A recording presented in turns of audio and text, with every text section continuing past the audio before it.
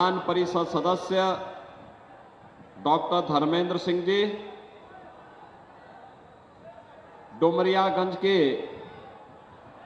लोकप्रिय सांसद और पाल समाज के अखिल भारतीय अध्यक्ष श्री जगदंबिका पाल जी, गोरखपुर के लोकप्रिय सांसद और भारतीय जनता पार्टी, निषाद पार्टी, अपना दल, सुहेलदेव राजभर पार्टी के द्वारा समर्थित लोकप्रिय प्रत्याशी श्री रविकिशन शुक्ला जी, हमारे कर्मठ जिलाध्यक्ष श्री युधिष्ठिर सिंह जी, कैंपियरगंज के लोकप्रिय विधायक श्री फतेह बहादुर सिंह जी, मत्स्य विकास निगम के अध्यक्ष श्री रमाकांत निषाद जी, क्षेत्रीय मंत्री श्री जनार्दन त्रिपाठी जी, विधानसभा के प्रभारी श्री अश्वनी त्रिपाठी जी, विधानसभा संयोजक शेषमणि त्रिपाठी जी, पूर्वांचल विकास बोर्ड के पदाधिकारी श्री विजय शंकर यादव जी,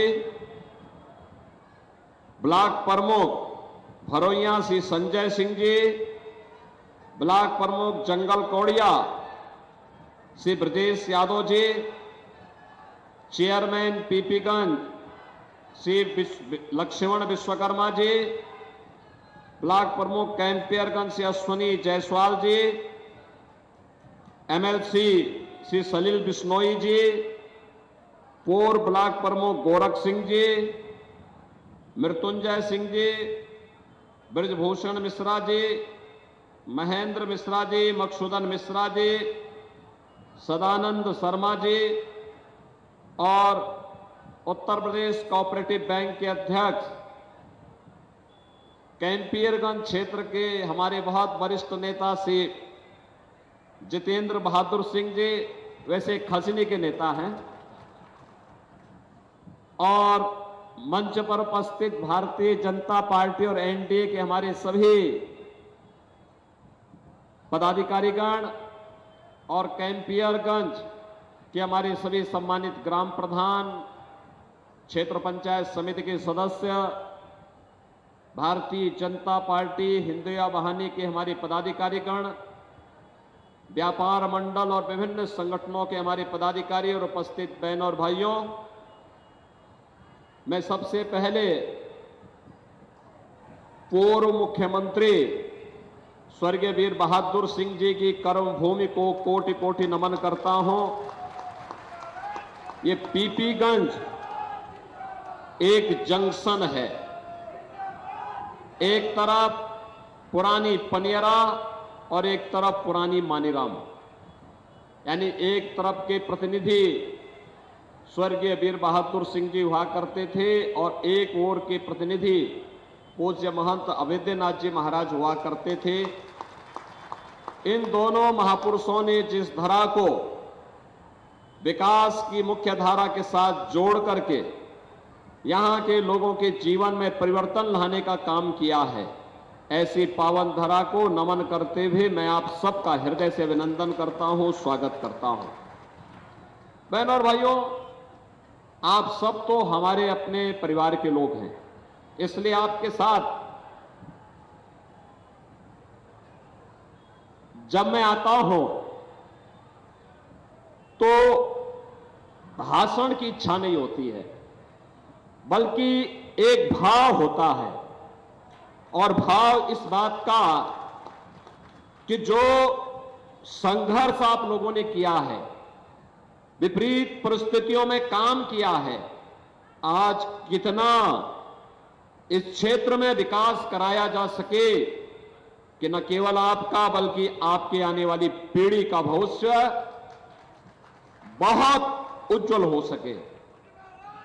और इसीलिए हम लोग यहां पर चुनाव के दौरान भी आते हैं, चुनाव के इतर भी अन्य कार्यक्रम हम लोगों के बराबर यहां लगे रहते हैं। आज मुझे अच्छा लगता है जब यहां की सड़कें चौड़ी होती हुई दिखाई दे रही हैं। आज हमें अच्छा लगता है गांव-गांव की सड़कें जो 2017 के पहले खराब पड़ी हुई थी, आज वे सड़कें कोई 2 लेन की, कोई 4 लेन की हो गई। आज मुझे अच्छा लगता है जब यहां पे हर जगह डिग्री कॉलेज भी हैं, इंटर कॉलेज भी हैं, ITI भी हैं और स्टेडियम भी है। अच्छी सुविधा हर जगह उपलब्ध हो रही है। बाढ़ बचाव के लिए उत्तम व्यवस्था हुई है और भी जो कुछ हो सकता है इन कार्यक्रमों को आगे बढ़ाने के लिए जब थोड़ा प्रयास होता है तो हम लोगों को बहुत अच्छा लगता है कि इसका लाभ हमारे कैंपियरगंज के लोगों को, इसका लाभ हमारे पिपराइच के लोगों को, इसका लाभ हमारे सहजनवा के लोगों को, इसका लाभ गोरखपुर वासियों को प्राप्त होना है और इससे लोगों को यह लाभ होने जा रहा है। अच्छा लगता है और इसीलिए आज मैं आया हूं आपके पास केवल उपस्थिति दर्ज कराने के लिए। मैं जानता हूं कि आप कमल चुनाव चिन्ह के बाद कोई गुंजाइश नहीं बचती है, उसके बाद आप चूंकि 5 बार तो आपने मुझे ही सांसद बनाया, इससे पहले पिछली बार 2019 में श्री रवि किशन को आपने सांसद बनाया और 2024 में मैं केवल औपचारिकता निर्वहन करने के लिए आया हूं। ये तो मैं जानता हूं कि आप रवि किशन को भारी बहुमत से विजयी बनाएंगे, लेकिन यह वर्ष विशेष है, हमारे लिए विशेष है। इसलिए विशेष है क्योंकि गोरखपुर से जो आंदोलन 1949 में प्रारंभ हुआ था, गोरखपुर से जो आंदोलन 1983 में प्रारंभ हुआ, 1986 में जब स्वर्गीय वीर बहादुर सिंह जी प्रदेश के मुख्यमंत्री थे, जब मंदिर का ताला खोला था, आज जब उस स्थान पर प्रभु श्री राम लला विराजमान हो गए हैं, तो तब होने वाले चुनाव में गोरखपुर में रिकॉर्ड वोट मिलने चाहिए, रिकॉर्ड वोट। और उस रिकॉर्ड बनाने के लिए आज मैं कैंपियरगंज में आया हूं।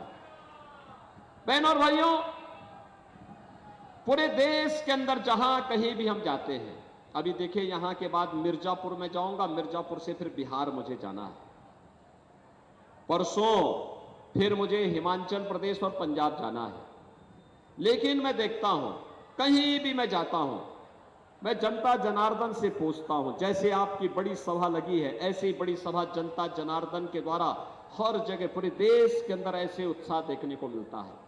और मैं लोगों से पूछता हूं कि भाई आप लोग मोदी जी को इतना प्यार क्यों करते हैं, आप इतना बीजेपी को समर्थन दे रहे हैं, इसके पीछे कारण क्या है? तो लोग एक ही बात कहते हैं, लोग कहते हैं कि जो राम को लाए हैं हम उनको, जो राम को लाए हैं हम उनको लाएंगे। और यही बात कहते हैं, एक ही बात कहते हैं कि राम भक्त ही राज करेगा दिल्ली के सिंहासन पर। बहनों और भाइयों, आप देख रहे होंगे समाजवादी पार्टी और कांग्रेस का चरित्र तो रामद्रोही है। कांग्रेस ने स्वर्गीय वीर बहादुर सिंह को मुख्यमंत्री पद से इसलिए हटाया था क्योंकि स्वर्गीय वीर बहादुर सिंह राम भक्त थे और उन्होंने अयोध्या में राम मंदिर का ताला खुलवाने में अपना योगदान दिया था, इसलिए उन्हें मुख्यमंत्री पद से हटा दिया था कांग्रेस ने। और फिर कांग्रेस ने युक्ति की कि हिंदू वहां पूजा न कर सके। बहनों और भाइयों, आज भी कांग्रेस और समाजवादी पार्टी वही स्वर बोल रही है। कांग्रेस कहती है राम मंदिर का निर्माण नहीं होना चाहिए था, दुनिया में संदेश गलत गया है। समाजवादी पार्टी कहती है राम मंदिर बेकार बना है। मैंने कहा भी देखो, राम मंदिर में उमड़ने वाली भीड़, श्रद्धालुओं की भीड़ बताती है कि राम मंदिर तो ठीक बना है, लेकिन तुम लोगों की बुद्धि भ्रष्ट हो गई है। तुम्हारी बुद्धि में भूसा भर गया है, इसलिए तुम्हें राम मंदिर बेकार लगता है। बहनों और भाइयों, राम मंदिर भारत की सनातन आस्था का प्रतीक है, और इसीलिए जब राम मंदिर की बात आती है, ये पूरा चुनाव राम भक्तों और राम द्रोहियों के बीच में जा चुका है। एक तरफ राम भक्त हैं, राम भक्त भगवान राम की सेना, आपने देखा होगा अयोध्या में प्रधानमंत्री जी के कर कमलों से जब रामलला विराजमान हुए, 500 वर्षों का इंतजार समाप्त हुआ। रामलला के विराजमान करने के पहले अयोध्या का जो इंटरनेशनल एयरपोर्ट हम लोगों ने बनाया था, उसका नामकरण मोदी जी ने महर्षि वाल्मीकि के नाम पर किया। याद करिए, अयोध्या में यात्रियों के लिए जो विश्रामालय बनाए गए हैं, रेन बसेरा बनाए गए हैं, यात्री विश्रामालय बनाए गए हैं, इसका नाम किसके नाम से है? निषाद राज के नाम पर। निषाद राज के नाम पर भगवान राम और निषाद राज की मैत्री का संबंध अयोध्या से है।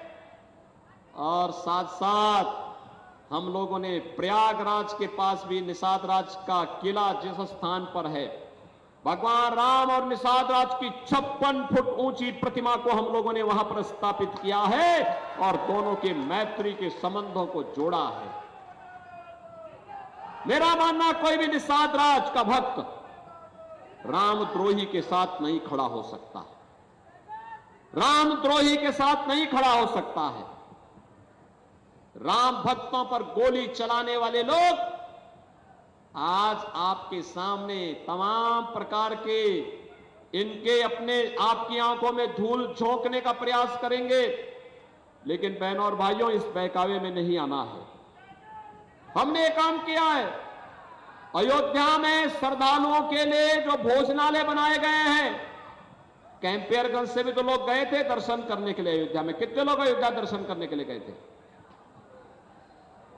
आप लोगों ने जितनी भी जगह आप लोगों ने जो वहां प्रसाद पाया था, वह प्रसाद जिस भोजनालय में बना था उसका नाम है सबरी भोजनालय। माता सबरी के जूठे बेर खा करके भगवान राम ने लंका पर चढ़ाई की तैयारी की थी। तो भगवान राम तो सबको अपनाने वाले हैं, लेकिन रामद्रोही कभी चैन से नहीं बैठ पाया है। कितना ही बड़ा क्यों ना हो, कितना ही बड़ा ताकत क्यों ना हो, उसकी दुर्गति और उसका पतन जरूर हुआ है। और इसीलिए मैं आपसे कहने के लिए आया हूं, ये चुनाव राम भक्तों और रामद्रोहियों के बीच में है। बहनों और भाइयों, राम भक्त देश के विकास के लिए कार्य कर रहे हैं, देश का सम्मान बढ़ा रहे हैं।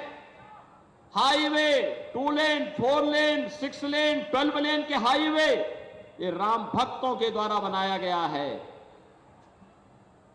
Medical college, AIIMS, IIT, IIM, हर घर नल की योजना, एयरपोर्ट का निर्माण और औद्योगिकीकरण का जो नया दौर शुरू हुआ है, ये राम भक्तों की देन है। हर घर नल के माध्यम से आपके घर में जो शुद्ध जल आने वाला है, राम भक्तों की देन है। गरीब को अन्न योजना, फ्री में अन्न की योजना, ये राम भक्तों की देन है। गरीब के लिए एक 5 लाख रुपए प्रतिवर्ष जो उपचार की सुविधा हो रही है, मुफ्त उपचार की सुविधा हो रही है, ये राम भक्तों की देन है। किसान को किसान सम्मान निधि, हर घर में शौचालय का निर्माण और हर घर में उज्ज्वला योजना का कनेक्शन। याद करिए ना, कांग्रेस के शासन में क्या होता था, समाजवादी पार्टी की सरकार में क्या होता था? पहले तो कनेक्शन नहीं मिल पाता था रसोई गैस का, और रसोई गैस का कनेक्शन ले लिया आपने तो रसोई गैस का सिलेंडर भी धोखा कब देता था? जब पर्व और त्योहार के दिन या जिस दिन मेहमान घर में आए हुए हों। और बहनों और भाइयों, जैसे रसोई गैस का सिलेंडर हुआ समाप्त और व्यक्ति रसोई गैस लेने के लिए एजेंसी में जाता था, तो वहां रसोई गैस तो नहीं मिलती थी, लेकिन पुलिस का डंडा जरूर मिल जाता था। और फिर अगर आपको पुलिस का डंडा नहीं खाना था और खाली सिलेंडर लेके घर में आ गए, तो ये देखो, ये ब्रजेश यादव और इन लोगों के सिर पे जो टांके लगे हैं ना, ये सब उसी बेलना के हैं जो घर में बेलना से मार पड़ती थी। बहनों और भाइयों, ये हाल होता था। आज कम से कम 10 करोड़ लोगों को फ्री में कनेक्शन भी दिया है, और जितना रसोई गैस जलाना है, आपको रसोई गैस की कमी कहीं नहीं पड़ सकती है। यह राम भक्तों के कारण। बहनों और भाइयों, याद करिए, 4 करोड़ गरीबों के मकान बन गए हैं, और मोदी जी ने कहा है 70 वर्ष से ऊपर के प्रत्येक बुजुर्ग को 4 जून को जब फिर से राम भक्तों की सरकार बनेगी देश के अंदर, और फिर एक बार मोदी सरकार बनेगी, तो तब 70 वर्ष से ऊपर के प्रत्येक व्यक्ति को प्रतिवर्ष 5 लाख रुपए का आयुष्मान भारत का कार्ड उपलब्ध कराएंगे उपचार के लिए। जितने गरीब बचे हैं, जिनके पास अपना मकान नहीं है, उसको भी एक एक मकान देंगे। बहनों और भाइयों, एक तरफ राम भक्तों के द्वारा किया गया ये प्रयास, और दूसरी तरफ रामद्रोहियों के समय क्या होता था? समाजवादी पार्टी की सरकार प्रदेश में थी और केंद्र में कांग्रेस की सरकार थी।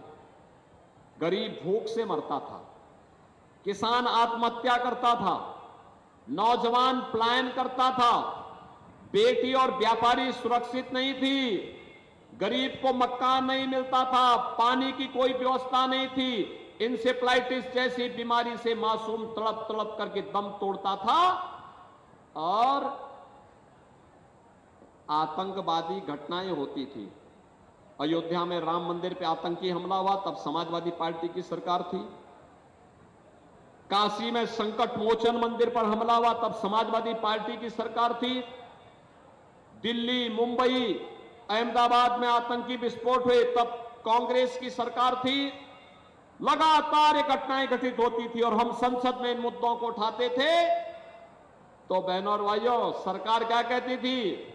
कांग्रेस की सरकार कहती थी कि आतंकवादी तो सीमा पार के हैं, और आज मोदी जी के नेतृत्व में आतंकवाद और नक्सलवाद समाप्त। और अब तो अगर पटाखा भी जोर से फट जाए तो पाकिस्तान सफाई देता, कहता साहब मेरा हाथ नहीं है। ये ताकत है देश की।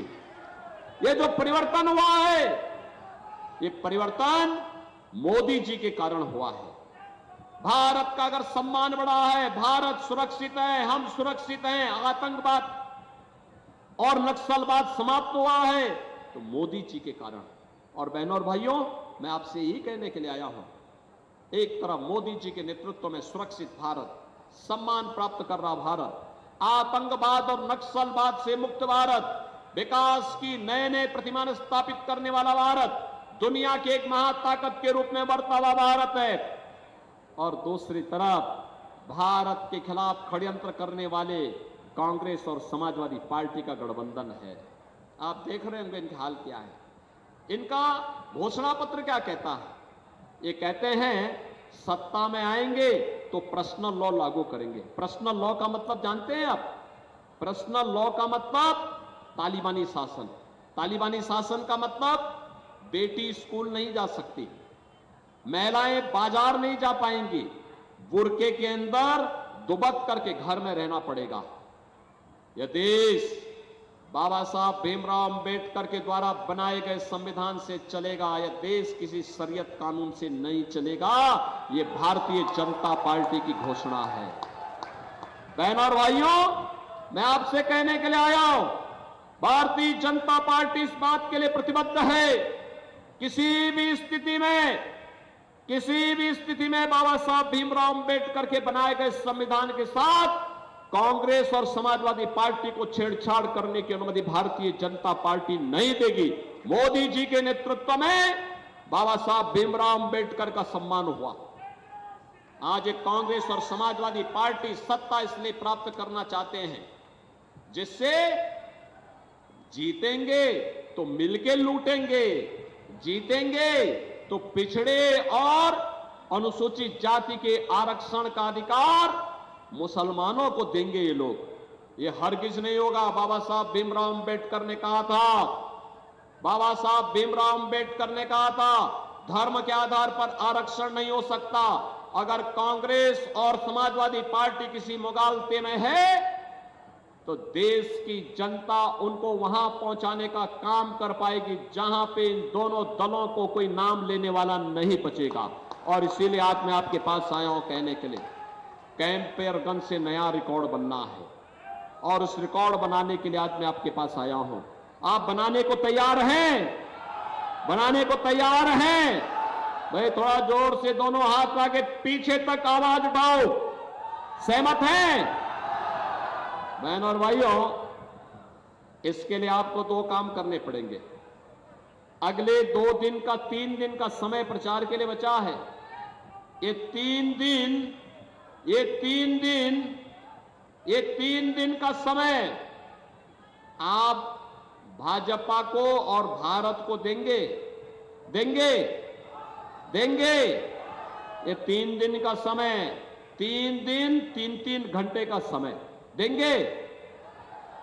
कितने लोग देंगे?